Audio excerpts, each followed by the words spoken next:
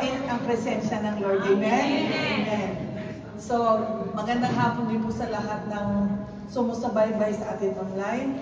Mapagpalang hapon sa ating lahat at I am blessed dahil tinayo na naman ako ni Lord. Excited sa word ng Lord na ihahayag sa akin ito.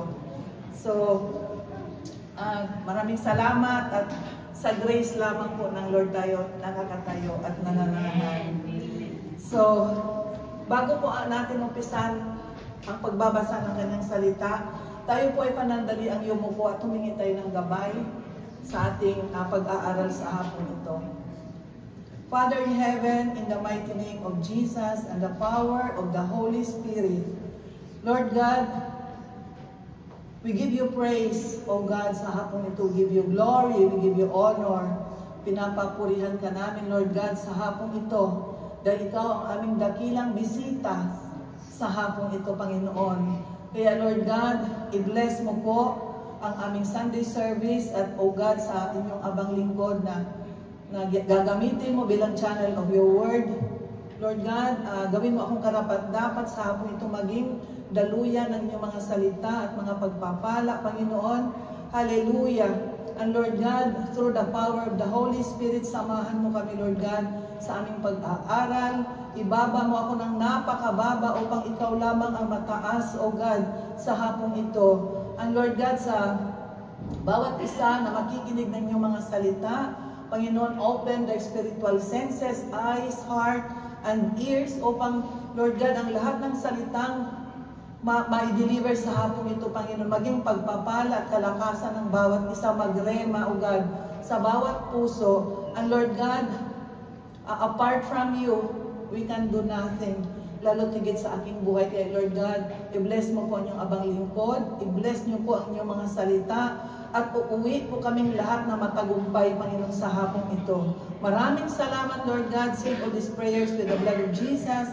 And we give you back all the highest praise, glory, and honor, and thanksgiving in Jesus' mighty name. We pray, Amen. Every day is a battle day. Amen po. May laban every day.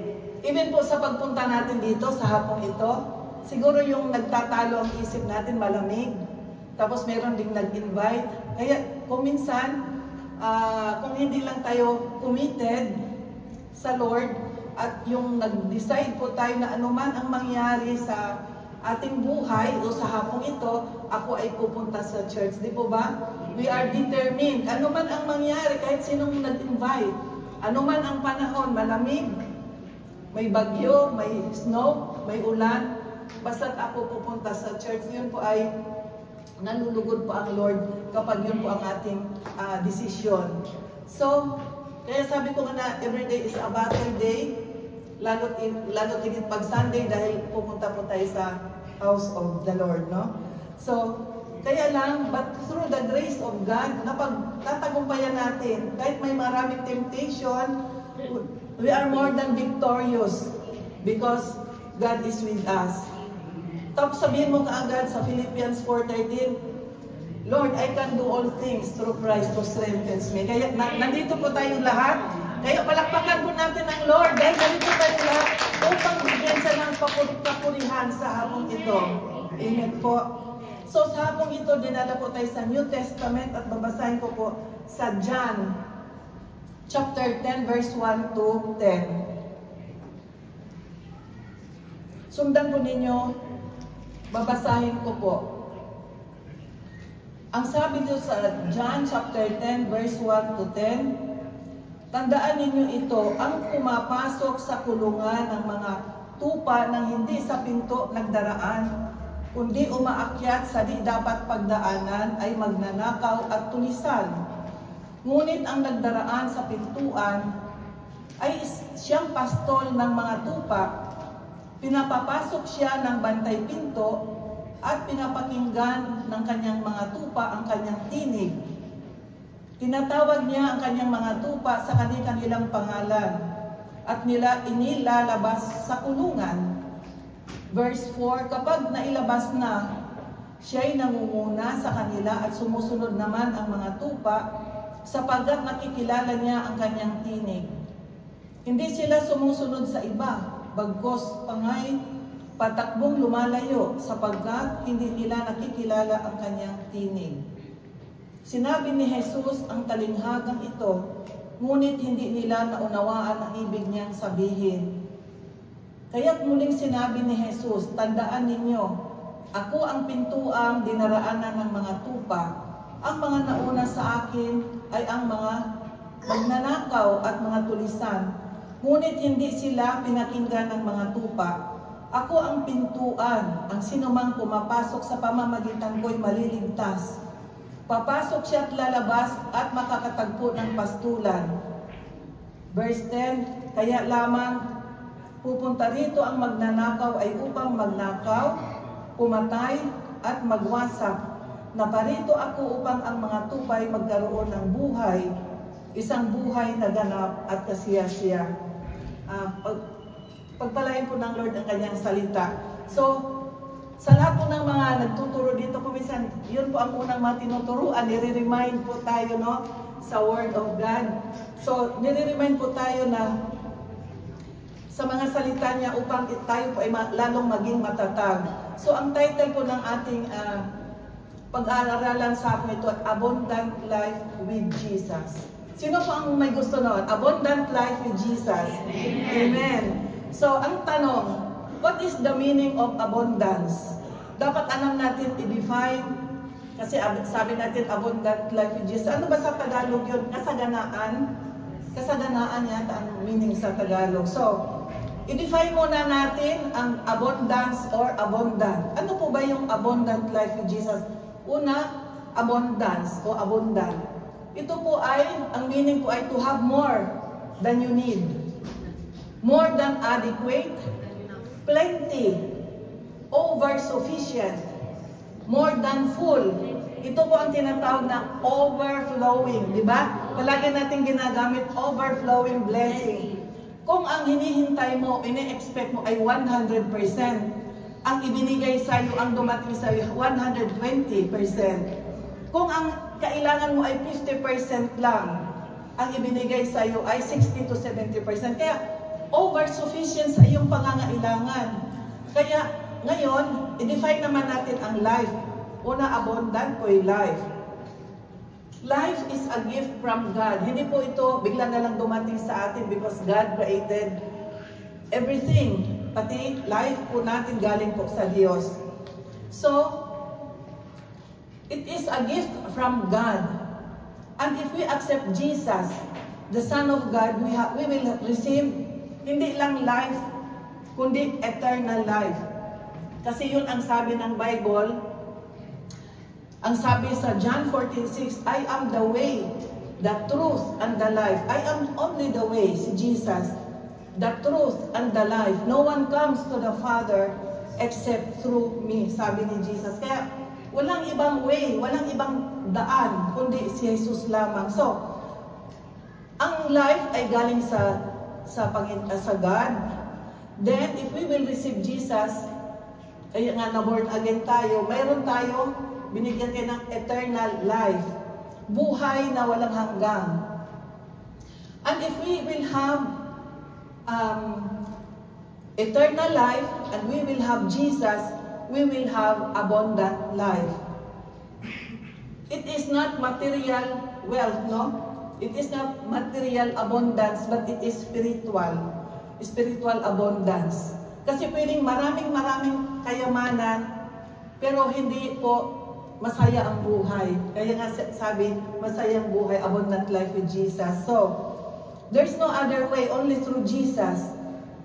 Ngayon, i-combine po natin ang abundant life. It is a life filled with fulfillment. It is a life filled with purpose. And it is a life filled with joy, which isn't necessarily defined by material wealth, but by rich in inner state and strong relationships.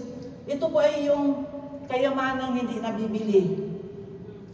You are rich not in wealth, kayamanang pera, maraming ari-arian, hindi po itong ibig sabihin, kundi masagana ka sa inner state na halimbawa kapayapaan, nabibili po bang kapayapaan? Pwede 1 kilong kapayapaan? Hindi po pwede. Pagmamahal na halagang 500 euro, hindi po pwede. Kaya ito po ay kayamanan na hindi material. So it refers to a spiritual richness that includes eternal life. Deep connection with God, yung relasyon natin sa Diyos, sa Panginoon, leading to peace, hope, strength, regardless of external circumstances. Ano man ang circumstance natin, mayaman ka man, mahirap ka man, may pagsubok ka, wala, the same. Nandyan ang kapayapaan, ang kagalakan, although na dumadanas ka ng maraming pagsubok. So, sino po ang source ng abundant life? Only Jesus. Jesus is the source of abundant life. A life filled with hope, a life filled with joy, a life filled with peace, and a life full of contentment. But we must be aware that nung tinanggap natin ang Panginoong Jesus bilang Panginoong sariling tagapagligtas, tayo po ay nagkaroon ng eternal life, nagkaroon po tayo ng abundant life, masaya po tayo, kontento po tayo, ngunit may hindi kontento. May isang hindi kontento sa ating life mula nung sumunod tayo at tinanggap natin ang Panginoong Jesus. Because Jesus give eternal life, give abundant life, pero may isang hindi kontento, the devil.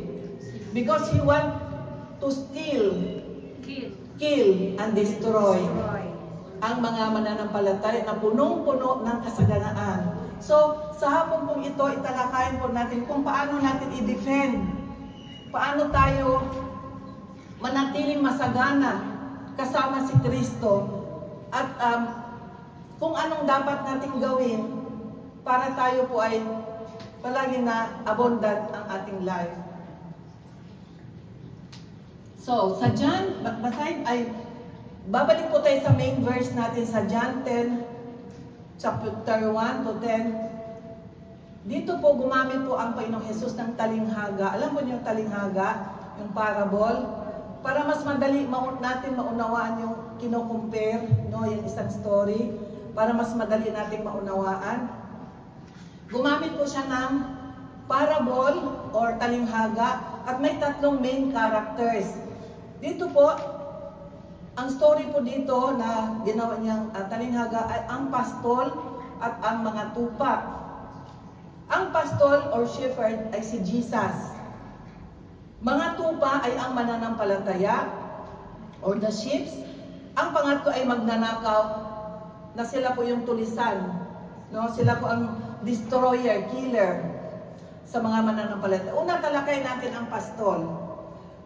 Imagine po natin yung nag-aalaga ng mga sheep. Di ba may pastol, siya po ang leader ng mga sheep na may baston. Yun, siya po ang tagalaga ng mga tupa, nangunguna siya sa mga tupa. Siya po ay, dahil siyang nag-aalaga, siyang nagpapainom, nagpapakain. He see to it na sila ay safe at nasa loob ng kulungan. Binibilang niya ito gabi-gabi. He takes good care of them. At kung may kulang sa sheep, hinahanap, di ba? Kaya hinahanap niya, halimbawa may isang hindi nakita. Kung may nasugatan sa kanyang mga tupa, ginagamot. Ginagamot niya ang mga sugat at hinihilot yung mga napipilay na nakikita po natin yung mga pastol, kinakarga po nila yung mga hindi na makalakad. No? Ganun po nila inaalagaan yung mga sheep. So, binabantayan niya ang mga tupa laban sa mga magnanakaw. At sinasarado lagi ang pinto para walang makapasok na tulisan. At ang tinutukoy po dito na pastol sa talinghaga ay walang iba kundi ang Panginoong Jesus. Jesus is our shepherd. He is the only door to have salvation and eternal life. Walang ibang pinto because He is the only way. Diba kanina sabi natin? Sa John 10:7, ang sabi, very truly, I tell you, I am the gate for the sheep. He is the only gate. He is the only door. Sa verse 9, sa John 10:9, ang sabi, ako ang pintuan, ang sinumang pumasok sa pamamagitan ko ay maliligtas. Papasok siya at lalabas at magkatagpo ng pastulan. So, si Jesus po ang sabi niya, ako ang pintuan. And Jesus is the main door to salvation. Walang ibang maliligtas through Jesus only. So, doon sa John chapter 10 verse 3, binanggit yung bantay pinto. Basahin ko po ha sa 3, sabi, pinapapasok siya ng bantay pinto. Ang ibig sabihin, pinapapasok ang Panginoong Jesus at pinapakinggan ng mga tupa ang kanyang mga tinig. Tinatawag niya ang kanyang mga tupa sa kanilang pangalan at inilalabas sa kulungan. So, mayroon pang isa na bantay pinto. Nag-research po ako.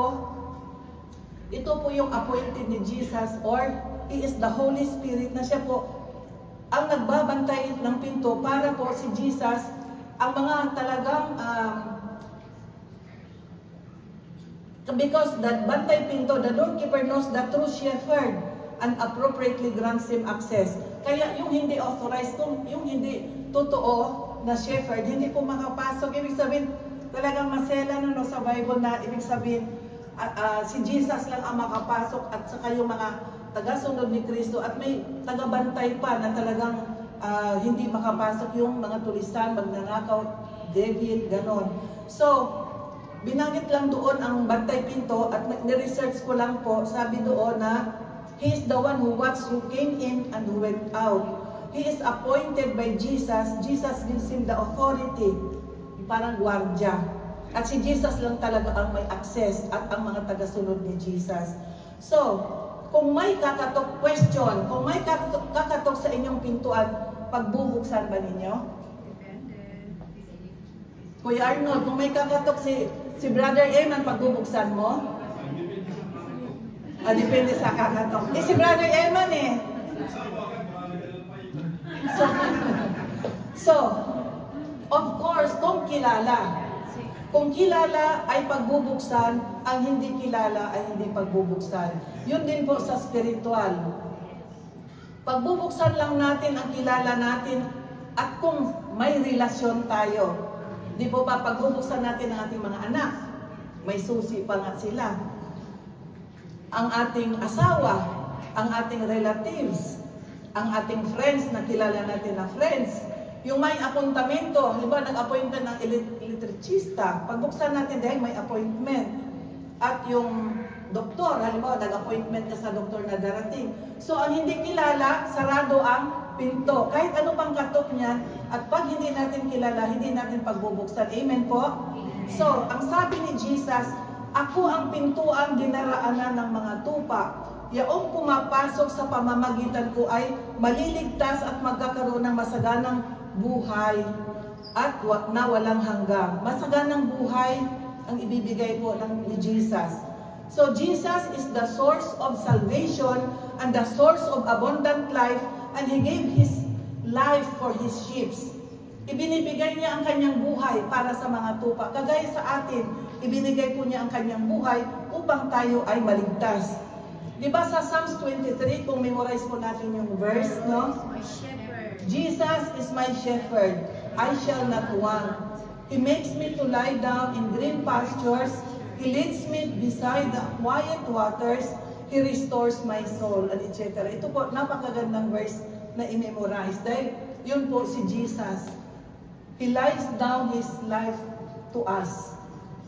Ganun niya tayo kamahal. Sa panahon natin ngayon, ang pastor ay ang ating mga pastor. Sila ang nag-aalaga sa mga tupa na tayo pong mananampalataya, inaalagaan ng mga pastor. Pinapakain ng Word of God para tayo ay lumakas. May panlaban sa enemy. Dahil tayo po ay binigyan ng kaligtasan, kailangan maging safe po tayo. Kaya yun po ang trabaho ng pastor, no? Alagaan ang mga tupa. At kung may nawala, di ba, pinapalo-up ng mga pastor, napansin nyo? No, hinahanap, saan ba si walang, hindi nakarating sa upuan? Kasi mahal ng mga pastor ang mga tupa. Pag nawala, at pag halimbawa wala siya, di ba? Hinahanap. At pag napilayan ang mananampalataya, ibig sabihin, ka-counseling. Merong dinadanas, napilay. Napipilay din po pala sa spiritual, yung mga pag may pagsubok. Kaya yung pastor, hindi na pag napilayan na yung mga sakop, ginagawa niya, pina-follow up, pupuntahan, advisean, counseling. Ngunit kung nagwawala na yung kanyang tupa, paano gawin? Hayaan na muna. Pakalmahin muna yung mga nagwawala. So, ngayon, nandito na po tayo sa mga tupa, sa ships. Ito po yung pangalawang character na binasa po natin sa talinghaga. Sino ba ang tinutukoy ng mga tupa? Tayo po, mga tagasunod ni Kristo. Tayong lahat na mananampalataya na sumusunod kay Kristo ay mga tupa niya. Pinapakinggan ng mga tupa ang boses ng pastol. Yun ang sabi sa chapter 10, verse 4. At hindi sila sumusunod sa iba. Kilala ng mga tupa ang boses ng pastol dahil mayroon silang relasyon. Si Jesus at tayo po ay may intimate relation kay Lord mula nung tayo tinanggap natin siya. Kaya pinapakinggan po natin ang word ng Lord, no? Example sa literal, halimbawa yung domestic animals.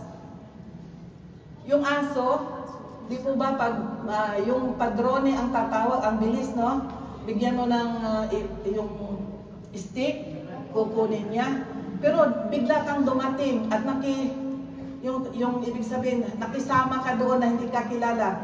Itapon mo yung stick, di po ba hindi niya pansinin? Tawagin mo siya, hindi niya lalapitan. Kasi po, yung padrone ng aso at saka yung aso may relationship sila kagaya ng pastol at ang tupa. Kaya sinusunod. Hindi yun susundin ng tupa kahit anong tawag. Kasi yung pastol at ang tupa, sila po ay intimate relationship. So, there is a full trust. Ano po ba mga simple characteristics of a sheep? Napansin nyo dahil iba yung sheep? Yung mga tupa kaysa kambing, no? Yung ibang mga animals. Ang sheep po, mayroon po silang special characteristics. They are humble. Napansin nyo ang mga sheep? Ganun lang sila, di ba? Pag kumakain na rin, parang mahiyain. Pero they are symbol of humbleness. Then, they are very obedient. Kapag sinabing pasok na sila sa gate, sa kanilang kulungan, di ba isang ano lang, o bell lang, or sabihin lang nung pastor, susunod ka agad. At they are very faithful.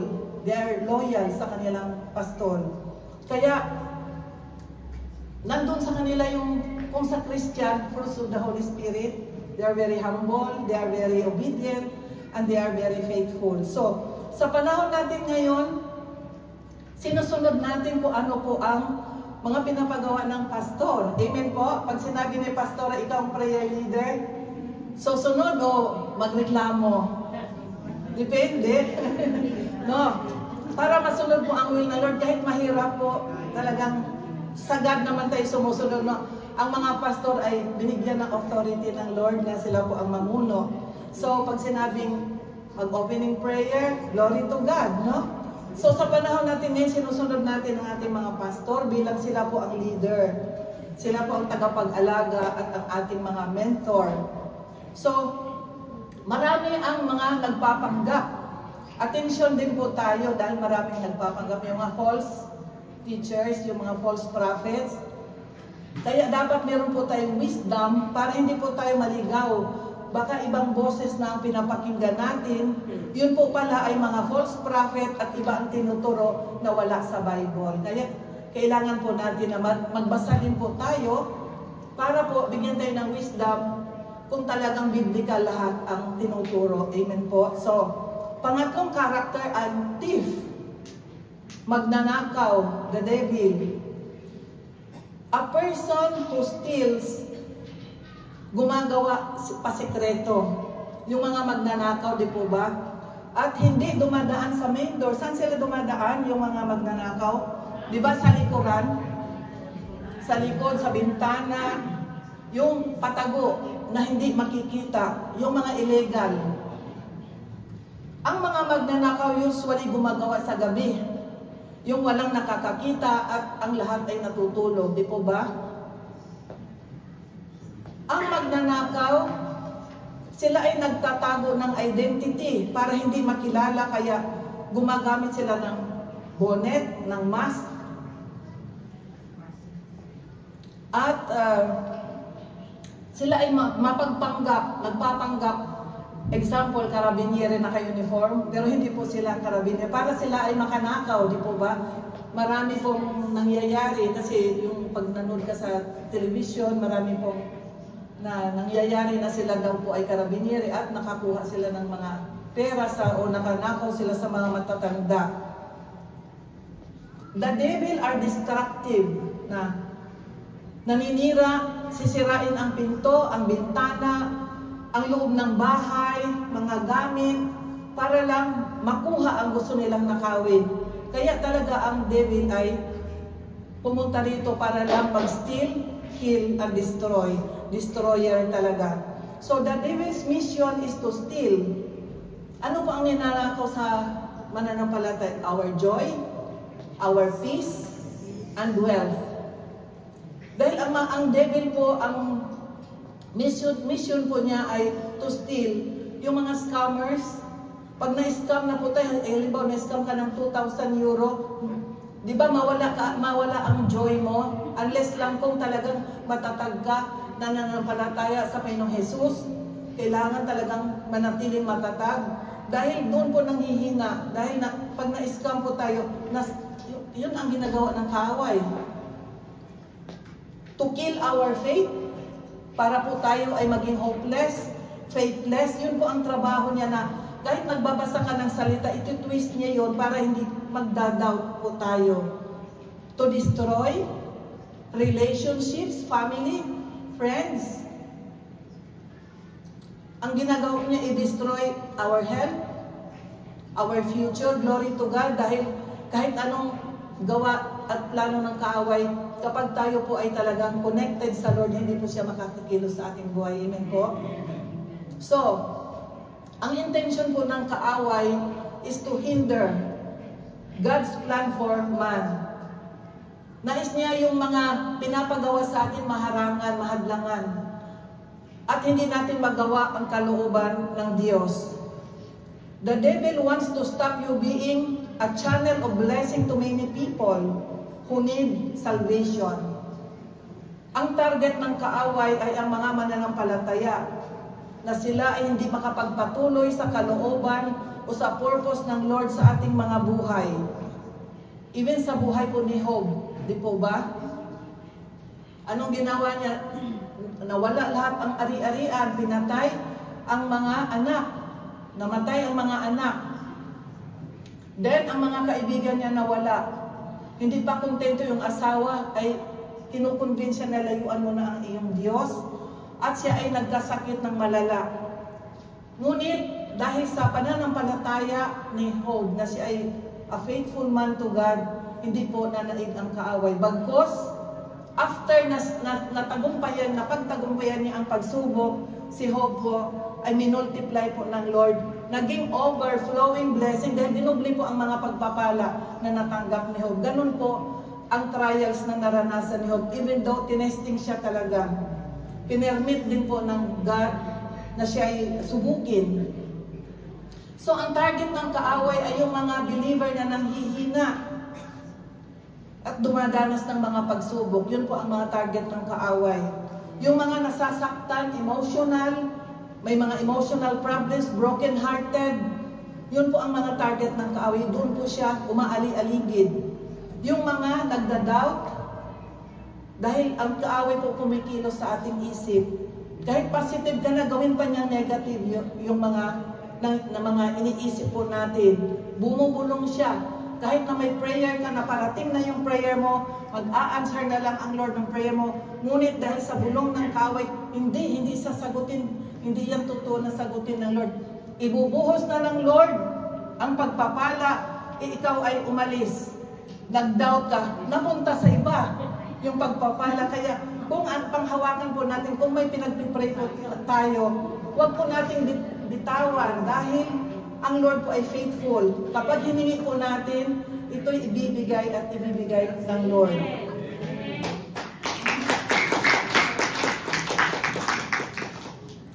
Ang target ng kaaway ay yung nag-iisa at mga lumalayo sa kapwa mananampalataya at yung ayaw ng pumunta sa gawain. Yun po, doon na siya umaaligid. So, example yung tupa na nag-iisa, yun po ay target ng magnanakaw. Umaaligid ang kaaway, ang magnanakaw, doon sa nanghihina at makukuha niya.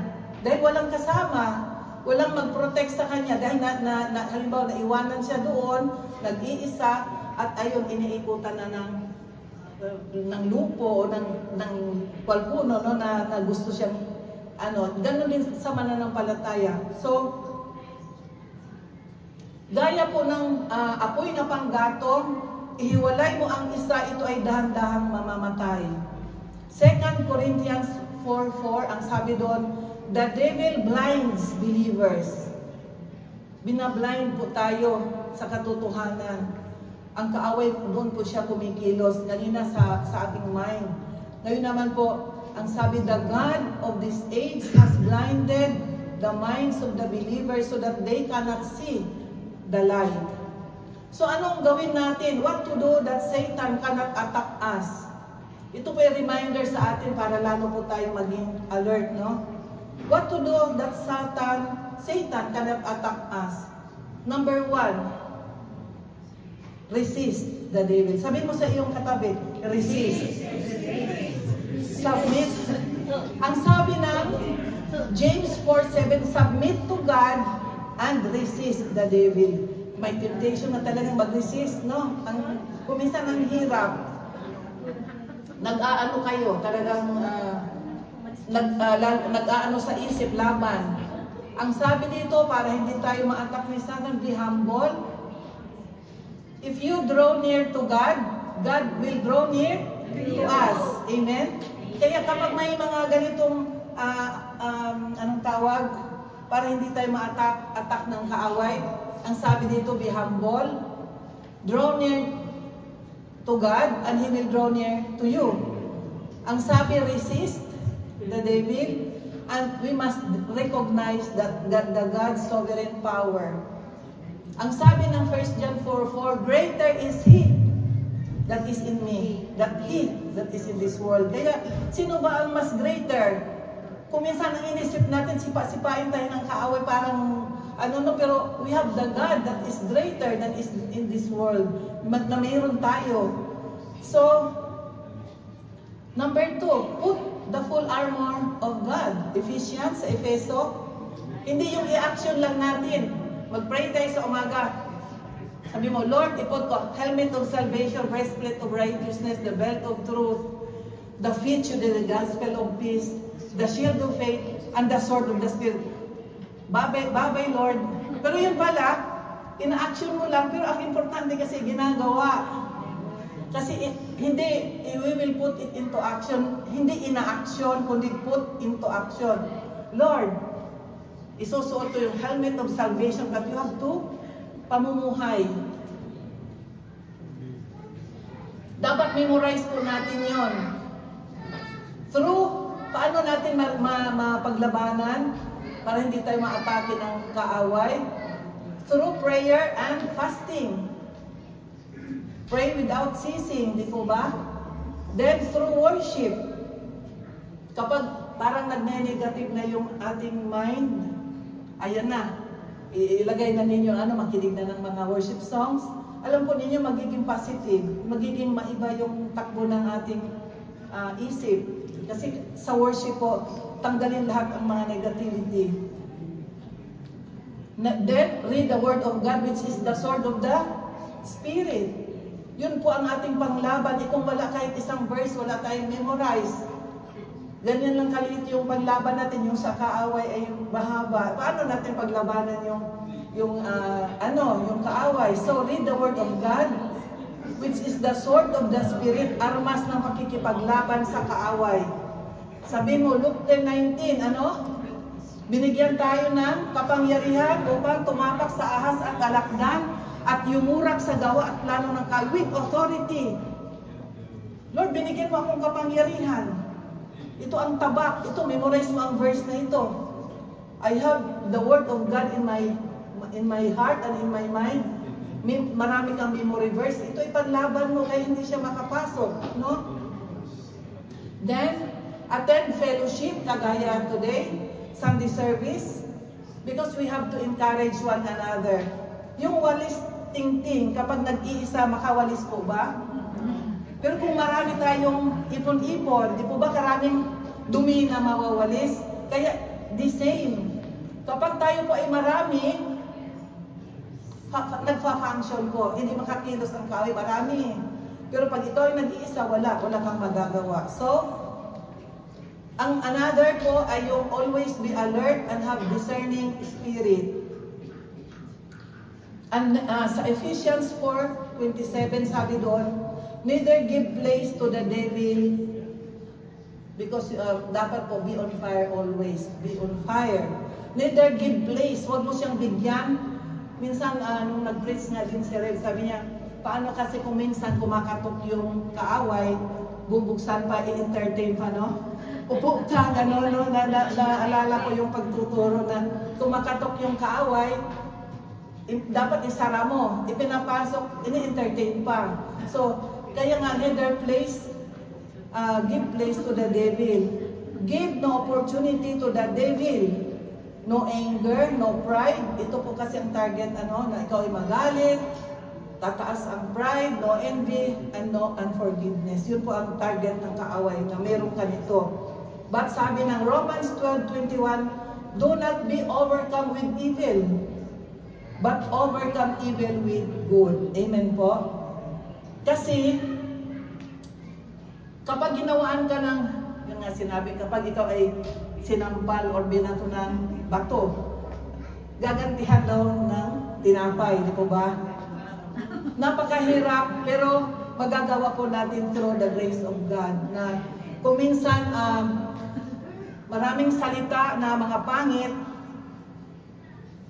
talagang kung minsan human, nakaka-react, no? Pag naalala mo ang Lord, humihingi tayo ng sorry. Sorry, Lord. Tapos maalala natin na kailangan hindi po natin papatulan po. Ganun po ang turo ng Bible. So, do not overcome with evil, but overcome evil with good. God's will is to do good. We must have faith always, stand firm in trials, and be determined and focus only to Jesus. So, bago natin makamtan ang abundant life, we must have full trust to God and have complete submission upon His will.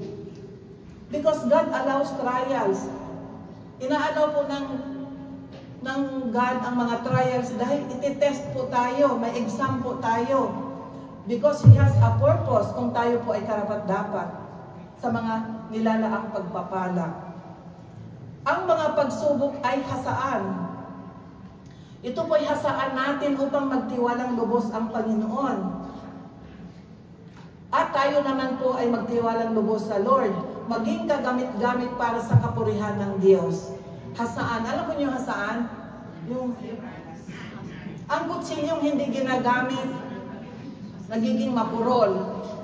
Ngunit kung hinahasa, nagiging kagamit-gamit. Di po ba? So kung minsan, ang hasaan natin ay ang malalapit sa atin, mga mahal natin sa buhay. Kung minsan. Kaya hinahasa lang po tayo. Hinahasa tayo minsan ng ating mga anak ko, minsan ng ating hasaan, di ba? Ang mga hasaan po ay mga problema para tayo ay hahaba pasensya. Tinuturuan po tayo. Kung minsan ang hasaan natin ay anak, asawa, friends, kapwa believer, kopya, yung mga kakopya natin sa trabaho. Di po ba? Kaya, pinoprovoke tayo para magalit yung mga hasaan natin, yung mga mahal natin sa buhay. Kung minsan, nanggigigil na tayo sa ating anak, sa ating asawa, sa ating kakopya, sa amo, di po ba?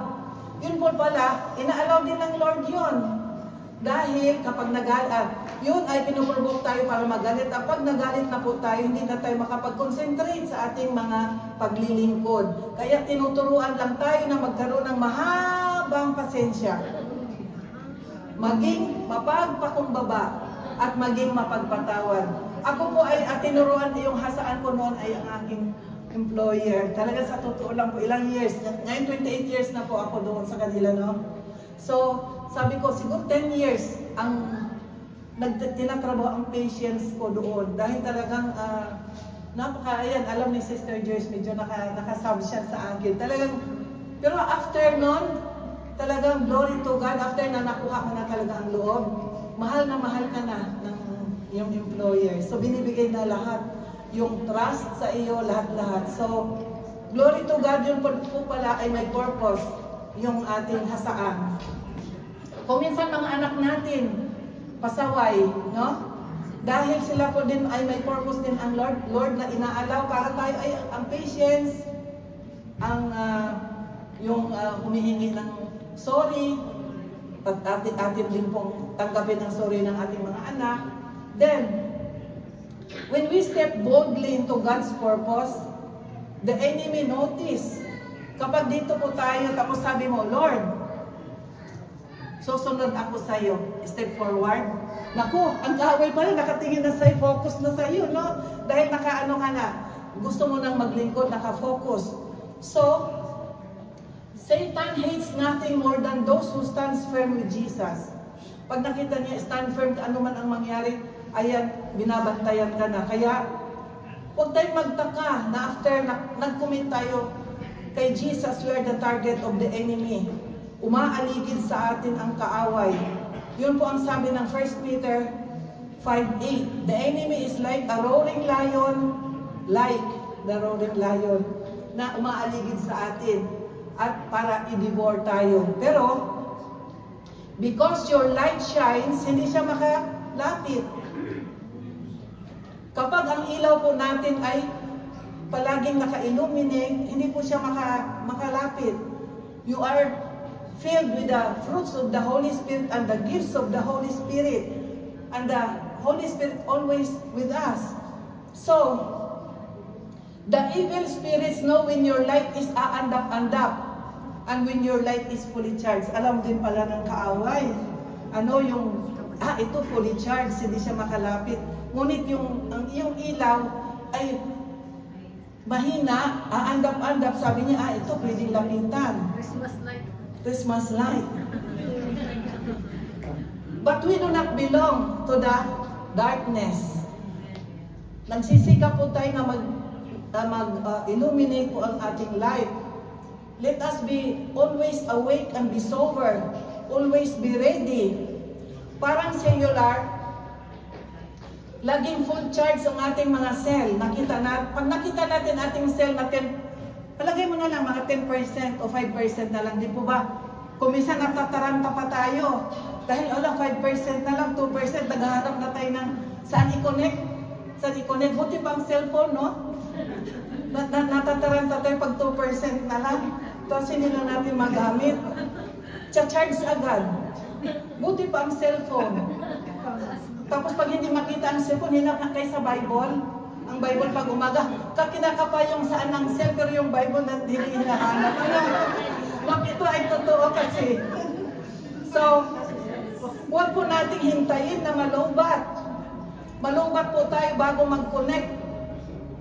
Kasi everyday dapat po full charge tayo like our cell phones. Para hindi mamatay o manghina. Ano bang sabi sa 1 Thessalonians 5:2-6? The day of the Lord will come like a thief of the night. Kaya dapat po lagi tayong handa. Marami na pong signs of the end times. Kaya dapat po laging handa, no? So, laging ang ilaw po natin ay nakasindi. Remain connected to Jesus and you will not die spiritually. Because the enemy wants to disconnect you and me through trials, distractions. Ito po ay gaya ng Wi-Fi. Yung power ng Wi-Fi. Di po ba ang Wi-Fi sa isang, itong building na ito, may Wi-Fi tayo.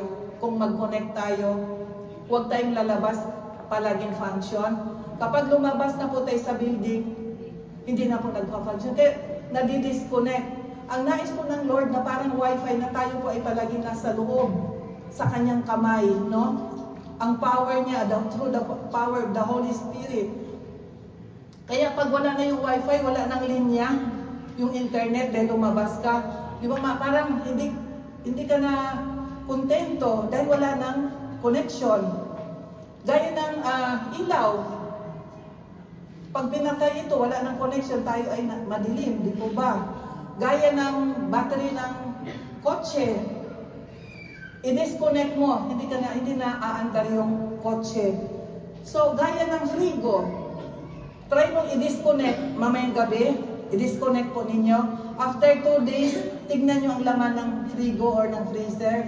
Di po ba masisira? Ito po gaya ng buhay Kristiyano na kapag disconnect ang ating pananampalataya, ang ating relationship sa Lord, masisira o ito ay mamamatay spiritually. So, Satan's target is to destroy our, sabi ko kanina, relationship. He wants to destroy our faith. He wants to destroy our finance. Tatargetin niya yung ating mga finances din. Our sense of worth, kaya nagsi-self-condemnation. Nais ng kaawin na tayo ay palagi natatakot, tayo ay nag-hopeless. Kaya maraming ang news sa television na marami ang nagsusuicide dahil sila po ay hopeless na. But meron pong good news sa araw na ito. The good news is Jesus comes to give us life. And that life we may have it more abundantly. Yun po ang ating Panginoon Jesus. Dumating siya para bigyan tayo ng buhay na ganap at kasiya-siya. Glory to God. So God wants to prosper. I-prosper tayo hanggat nakakonect tayo sa Lord. He will give the best for us. Yun po ang good news. Hanggat nakakonect, kaya huwag po tayo mag-disconnect. Palagi tayong nakakonect and we are more than victorious through Jesus. Because Jesus gives, sabi ko kanino, nais niyang ibigay ang best sa atin. He is our Savior. He is our provider. He is our healer. He is our a place of safety. He is our comforter. He is the Prince of Peace. And He is our deliverer. So if we have Jesus in our heart, if we have Jesus in our life, we have everything we need. Only listen to His voice. Only listen to His words. And put into action. We must obey yung lahat ng sasabihin ng ating Panginoon. So, ang sabi ko kanina, Jesus is our great provider. Wala na tayong hahanapin dahil kung wala tayo, mayroong sinabi sa mga awit, chapter 23, verse 1, si Yahweh ang aking pastol, hindi ako magkukulang, ito ay tested and proven. Sino bang nakatry nun? Na si Yahweh ang aking pastol, habang dinideclare po natin, talagang hindi niya tayo pinagkukulang. Ako na talagang na-bless sa verse na ito, dahil naranasan ko for 6 months. Dahil ako po ay nagkasakit, di po ba? Then, kumukuha ako ng disokupasyone at nagkaroon ako ng problema dahil namatay yung amo, hindi na siya. Madaling sabi, nagkaroon problema, hindi na-approve ang aking disokupasyone. Wala akong ibang gawin kundi lumapit sa Lord. Kasi sabi ko, Lord, ako'y lingkod mo. Wala akong sahod, wala akong pumapasok dahil maybe inalaw ng Lord gawa ng sinara yung gripo ng finance ko. So sabi ko, paano yan? Si brother mo ay pension, half lang yung kaysa dati niyang sahod. Sabi ko, pero Lord, kiniklaim ko na ikaw ang aking pastor, hindi mo ako pababayan. Nagkaroon ng problema because that issue testing sa aking faith. So hindi ako nag-alala because si Yahweh ang aking pastor. At may hinay ko ang Lord. Wala pa mang katapusan. Nahipo kasi sinabi ko sa anak ng amo ko na nagkaroon ng problema. Hindi siya nakatulog. Hindi tinawagan niya ang CAF. Ako sarap ng tulog siya, hindi nakatulog. Sabi niya, hindi pwedeng wala kang income. Sabi niya, akong sasagot sa iyong disokupasyon hanggang hindi ma-approve. Glory to God, sabi ko, glory to God, dahil kapag nagtanim po tayo sa amo, 6 months po niya akong sinuportahan financially hanggang sana approve lang itong November. So, sabi ko, to God be the glory. Totoo yung sabi ng Lord na ang mga anak niya, hindi niya pababayaan. At kung may mga kakulangan na, ito ay tested and proven. Talagang ako hindi nag-alala dahil alam ko hindi niya kami pababayaan. So, to God be the glory. At itong Jesus is our provider. Ang sabi ng Bible in Luke 6:38, dahil hakbangan lang po natin, panampalatayanan po natin. Dahil ang iba kasi akala nila, pag nagbigay, nawalan. In kontraryo po ako, nung wala ako, lalo pa ako nagbibigay kahit wala na, no? Yun pala, yun ang secret para po papapasok yung mga provision. So, magbigay kayo at bibigyan kayo ng Diyos. Hustong takal, siksik, liglig, at ano ibibigay? Umaapaw pa. Umaapaw pa ang ibibigay sa inyo, sapagkat ang takalang ginagamit ninyo sa iba ay siya rin gagamitin ng Diyos sa inyo. Kaya, anong sekreto? Magbigay. Dahil ang Lord ayaw niyang may utang. So, Jesus is our deliverer. Ang panghawakan nating verse, Psalms, awit 50:15. Kung kayo ay may bagabag, ako lang ang tatawagin, kayo'y aking ililigtas, ako'y inyong pupurihin. Panghawakan natin ang verse na ito. Because sa time na tayo ay nasa perikulo, claim, awit 50:15. Tapos kapag tayo naman po ay may sakit, Jesus is our healer. Isaiah 53:5, by His wounds we are healed. Sa kanyang mga latay tayo ay pinagaling. Pag may sakit tayo, lapit sa Panginoon. Kung minsan gagamit siyang mga doktor, pero tayo ay kanyang pagalingin. Tutulungan tayo ng Lord. He is our great healer. Jesus is our comforter. Ang sabi sa 2 Corinthians 1:3, Blessed be the God of Father of our Lord Jesus Christ, the Father of mercies and God of all comfort. So He is our comforter. And Jesus gives us peace. Hindi po yung fish, peace. John 14:27, Peace I leave you, my peace I give to you, not as this world gives, do I give to you. Let not your hearts be troubled, neither let them be afraid. Kaya, yung kapayapaan na binibigay ng Diyos ay hindi po yung kapayapaan na pansamantala na binibigay ng mundo. So, if we follow Jesus, our lives change. And there is transformation and manifestation. Mula nung na-born again ba tayo, mayroon pa po bang nakita, napansin natin transformation sa ating buhay? Manifestation. Kasi hindi po tunay na born again po tayo kung walang nakikita, no? Kaya may manifestation. Naranasan po natin na mula nung sumunod po tayo, ang mga rumaranasan pagpapala, dumaloy po sa ating buhay. Amen po? Na may changes na mga blessing. So, naranasan natin yung wala tayo noon, meron na tayo ngayon. Amen. Napansin po natin, wala tayo noon, meron tayo ngayon. Sa totoo lang po una, binago ang ating pag-uugali. Na in love tayo sa Panginoon at nais natin manatili sa Kanyang presensya, and we are filled by His fruits and the gifts of the Holy Spirit. Binago po ang ating inner state, panloob, kalooban. Dati lagi kang galit. Ngayon, konti na lang nagagalit. Nagagalit kasi, lalo na pag may mga anak, normal ang nagagalit. Ang importante, humihingi tayo ng tawad bago lumubog ang araw, sabi ng Bible.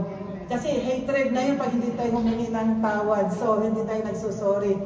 Dati, para away, ngayon, konti na lang. So, ibig sabihin, dahil hindi naman automatic dahan-dahan. Hindi naman automatic na baguhin tayo ng Lord na talagang ikaw ay wala ng kapintasan, tayo nakaapak pa po sa lupa. Dati walang pasensya, ngayon ang haba na ng patience. Dati inggitera, ngayon hindi napansin mo ano man meron siya. Kasi ang mas busy siya sa paglilingkod sa Panginoon. Dati ayaw magpatawad, ngayon lagi na magpatawad. So, ibig sabihin, bumaba na yung pride. At dati, lagi na lang sa telepono nagmamarites. Pero ngayon, palagi sa telepono hindi na nagmamarites, kundi nag-share ng Word of God. Amen po? Palakpakan po natin ang Lord. Binago tayo ng Lord. Ngayon, binago na ang puso. Ang pusong bato noon, naging pusong laman. Sabi ng Ezekiel, no? Naging pusong mamon, masyadong mabait. Now you have the Christ-like character, naging humble, obedient, compassionate, loving, laging nakasmile. Tingnan mo yung katabi mo, laging nakasmile. Kahit may problema yan, sabi ni Sister Joanne, sa dami-daming mga pagsubok, sa likod, nakangiti pa rin, ano? Amen. Nakaka-bless po yung exhortation kahapon. To God be the glory sa kanyang buhay. Ginagamit na po siya ng Lord. So, naranasan din po natin pinagpala, not only spiritual, but nag-flow po ito sa material. Amen po. Una, binless tayo sa spiritual, then nag-level up din po tayo sa mga pagpapala. Example, dati pag summer noon, kami nila Sister Edna, nagkakampedyo lang kami. Pero masaya kami doon, nagkakampedyo ngayon. Halos karamihan. Hindi, naka-hotel na, 4-star pa, 5-star hotel. Wow. Dati, kasi pinagpala nga, overflowing nga. Dati maliit lang yung kotse mo. Ngayon malaki na. Bago pa. Amen? At hindi lang po, sila sister, marami pang iba. Parating maraming kotseng brand new. Amen po. Amen. Kasi nasa declaration claim. Dati nag-aafito lang. Maliit na bahay mo. Yung pumunta ako sa yung kila Leo noon, isang ano lang, monolokali. Ikot ka kusina, ikot ka dito, banyo. Isang ikot, hindi ka pwedeng di dyan ka lang. So sabi dati, maliit lang. Yung bahay mo, nag-aafito ka lang. Ngayon, bumili na ng bahay, malaki pa. Amen? Claim. Sino man nag-desire ng bahay, let's claim and believe that God will bless you, overflowing blessing this year. So, dati, pinagpipray mo lang, nabigyan ka ng anak. Ngayon, may miracle baby ka na. At tumatakbo na, maingay pa, no? Ito po ay si Lele at saka si Lia. Palakpakan po natin ang Lord na nagbe-bless po. Overflowing joy, overflowing blessing. Sa spiritual naman, dati hindi ka marunong manalangin.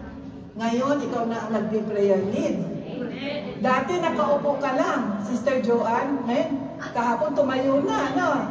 Dati, glory to God. At marami pang iba na hindi lang uupo at tatayo din. So, kahit mayaman sa material things,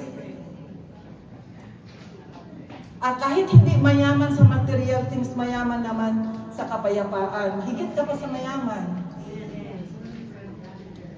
Kahit hindi mayaman sa material things, laging may kagalakan.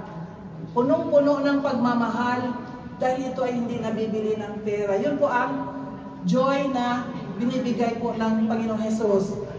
So, with Jesus, binibigyan tayo ng buhay na ganap at kasiya-siya. Ibig po bang sabihin na wala na tayong problema? Dahil sinabi natin, with Jesus, binigyan tayo ng buhay na ganap at kasiyese. Ibig sabihin, Pastora, wala na ba tayong problema dahil overjoy na tayo, overflowing blessing? No, hindi po itong ibig sabihin. Ang buhay na ganap at kasiyasiya ay isang buhay na may kasiyahan, puno ng kagalakan at kapayapaan sa kabila ng mga pagsubok. Even though anong circumstance meron tayo, may problema, wala, pero mayroon pong kapayapaan sa loob. Nakakatulog po tayo even though dumadanas tayo ng mga problema because we have Jesus in our hearts.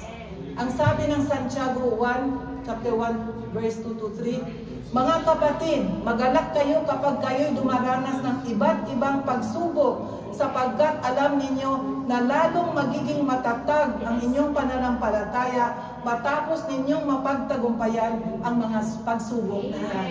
So ang pagsubok po ang nagbibigay sa atin ng para maging matatag. Kaya kapag dumating pa yung ibang mga pagsubok, parang ano na lang, hindi mo na, kasi alam mo na ang Lord, sasamahan ka at maging matagumpay. Ito ang buhay na hindi nakasalalay sa material na bagay o panlabas na tagumpay, kundi sa pagkakaroon ng tamang relasyon sa Diyos at sa pamumuhay ayon sa Kanyang kalooban. Ang buhay na ganap at kasiya-siya ay hindi nangangahulugang walang problema, kundi ang ating puso, ang ating isipan ay napuno ng pag-ibig, pag-asa at kapayapaan mula sa Diyos. Sa ating pagsunod kay Kristo at sa pagtanggap sa Kanyang mga salita, natuto tayong maging mapagpasalamat sa Panginoon at nakikita ang kabutihan ng Diyos sa ating buhay araw-araw. Nararanasan po natin ang kabutihan ng Diyos. So, kung tayo ay abundant spiritually, everything follows. Kasi pag sapat-sapat ang ating pananampalatay, pag tayo po ay abundant spiritually, dadaloy po ang ibang aspect sa ating mga buhay. Dadaloy po ang emotional, physical, material. Kasi, di ba sabi sa Matthew 6:33, unahin ang seek first the kingdom of God and all His righteousness, and all these things shall be added unto you. So, kaya kapag tayo po ay abundant spiritually, nandiyan na po yung physical blessing, emotional blessing, financial blessing. Sino po ang may gusto ng abundant life? Taas po ang kamay. Amen. So, this afternoon, let's claim that we are more than blessed, more than victorious, more than conquerors through Jesus Christ our Lord. We will always declare in our lives every day, as long as we have Jesus in our hearts and in our lives, a very happy, healthy, wealthy, and holy life. Ito po ang ating declaration, ng ating desire, ng ating mga puso. So, conclusion, 2 Corinthians chapter 9, verse 8. And God is able to bless you abundantly, so that in all things, at all times, having all that you need, you will abound in every good work. So, nandyan po yung i-bless tayo abundantly. At ang famous, another verse po sa conclusion, Jeremiah 29:11. Memorize po natin ito. For I know the plans I have for you, declares the Lord, plans to prosper you, not to harm you, plans to give you hope and a future. Claim po natin yan. Ang Lord po, gusto niya lagi tayong prosperous, abundant. Ayaw po niya na iha-harm tayo. Amen po. Kahit na nandyan ang kaway na i-harm, hanggat connected tayo kay Lord, walang mangyayari at walang makakahadlang sa ating paglilingkod sa Panginoon. Amen po. So, challenge. Jesus said in John chapter 10:27, my sheep listen to my voice. I know them and they follow me. Jesus said, listen to my voice so that you will not go astray. Para hindi po tayo maligaw, makinig po tayo sa boses ng Panginoon. So, mag-self-evaluation po tayo ngayon bago tayo magtatayo. Whose voice are you listening? Dahil dalawa yung voice na naglalaban sa ating isip, no? There is a voice of God and the other voice, which is the enemy. If we listen to the voice of God, mararanasan natin ang buhay na ganap at kasiya-siya. Maranasan natin ang overflowing blessing. But if we listen to the other voice, na ang kaaway, wala siyang ibang gawin kundi to steal, kill, and destroy our happy life, our abundant life. Kaya naglalaban po yan. Dapat mayroon po tayong discerning spirit, no? Alam natin kung ano yung voice ng Lord. Kapag tayo po palagi nagbabasa, nagpipray, alam po natin yung voice ng Lord at ang voice ng kaaway. So, sa hapon pong ito, God will speak to us today because He wanted to listen unto His voice para malaya po siya makakilos sa ating mga buhay. And He wanted, wala pong ibang nais ang Lord kundi i-bless po tayo, overflowing blessing. He wants to prosper us because He cares and loves us. Hanggang dito na lang po, to God be the glory. Tinatawagan ko po ang music team.